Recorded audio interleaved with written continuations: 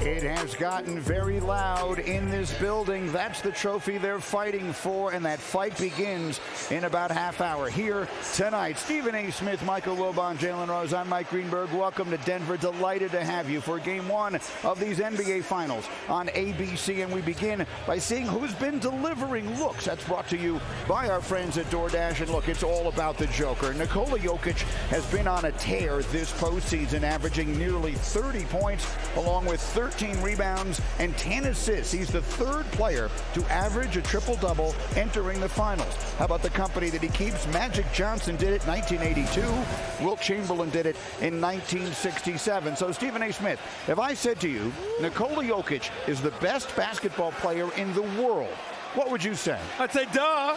It's very, very obvious. I mean, what is there to dispute? Right now, 29, 13, and 10, 54% shooting from the field, 47% shooting from three-point range at a big, slow as a snail, can't jump onto a curb, and nobody can stop him. There's nothing they can do with him. He's an elite passer. He's an elite scorer. He's got an elite touch, and he's doing things that only people like Wilt Chamberlain has done. Got 8 triple-doubles this postseason, eclipsing the 7th that Wilt Chamberlain had in 1967. 14 triple-doubles in his postseason career. Only LeBron James and Magic Johnson has done that. What is there to say? Duh, it can't be disputed right now. Every comparison is to an all-time great. Every time they put up some graphic, Tim Duncan, Magic, Wilt, it's just, you're talking about people in the Hall, not just in the Hall of Fame, but at the top of the pyramid, people that might be on your Mount Rushmore, for crying out loud.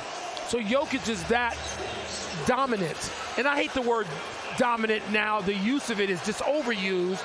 It means that you can control the game at times by yourself.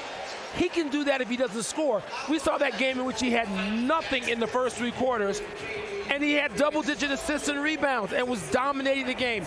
So that's, Miami's got all of that to carry around with it as they prepare to step on the floor tonight. The answer is yes, and that's what makes the Denver Nuggets virtually unguardable offensively, because when your center leads the playoffs in assists, he's playing from the elbow, he's playing from the top of the key, which means it's open for cuts, it's open for duck-ins, for post-ups.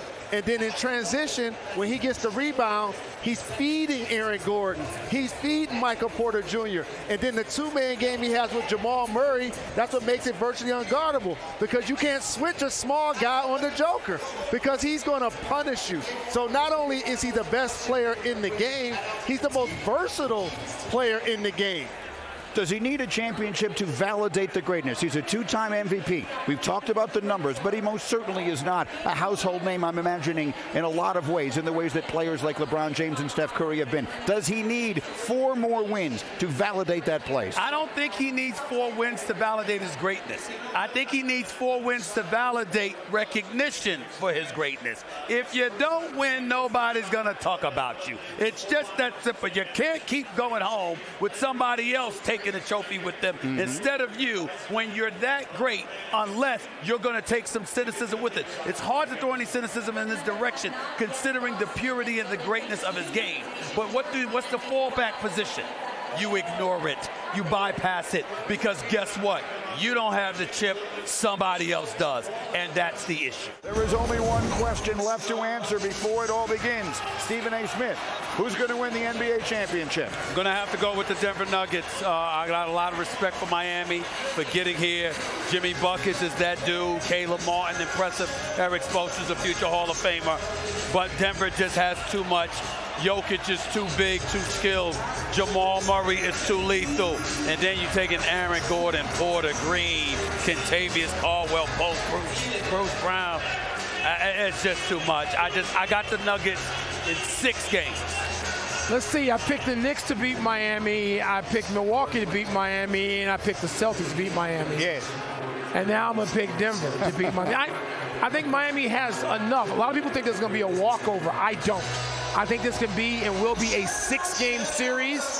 I think that Miami's just got a lot going on that can help negate some of all the great things that the Nuggets have, Greeny, but you can't negate the best player in the world right now. You can't even offset him, Nikola Jokic, and I believe he is going to ultimately be the difference in the 6-game series for the Nuggets. It's been a great run for the Miami Heat, a historic run, but with these gentlemen, I'm picking the Denver Nuggets. Home court advantage. They've had 9 games off to prepare. They have the best player in the game in the Joker. They're very deep, and I feel like there's something special when you bring a first championship to a franchise. They have a chance to do that. So everybody thinks the Nuggets are going to win. So do I, and candidly, so does practically everyone, including the odds makers in Las Vegas. Do you think that's exactly where the Heat want it? Absolutely.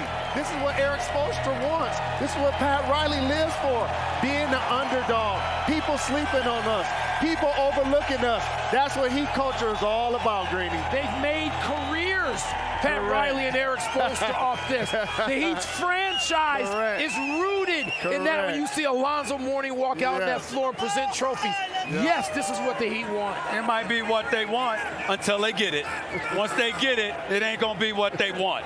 That's the bottom line. You can want a lot of things, all right? It doesn't mean that it's the best thing for you. You know that, Mike Wilbon. You've been eating a lot of sugar. I don't know how good that is for you. You understand? You've been going to the barber. I don't know how good that is. I've been holding on to my head. I don't know how why, but damn it, we do it. You understand? Everything we do ain't good for us. Everything we want ain't good for us. The Denver Nuggets are not good for the Miami Heat, and we'll find that out these finals. Let's say this. There have been a lot of surprises in this postseason. The Nuggets are not one of them. They've been the best team in the West basically since Christmas. They belong in this spot. It's Denver and Miami. It's game 1 of the NBA Finals. They're ready to roll. We'll see you at the half. Mike Breen, take it away.